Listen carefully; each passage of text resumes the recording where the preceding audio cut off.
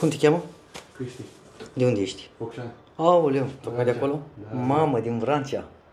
Ești de Vrăncioaie. Da. Ok, ce problemă ai?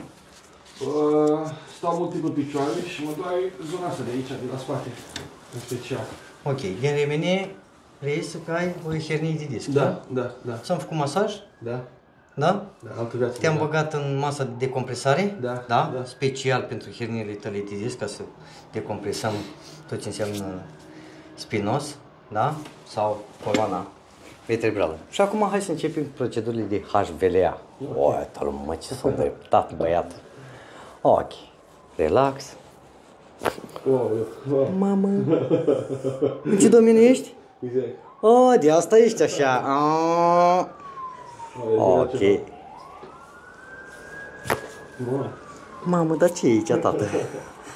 Aici e de mult. E de mult.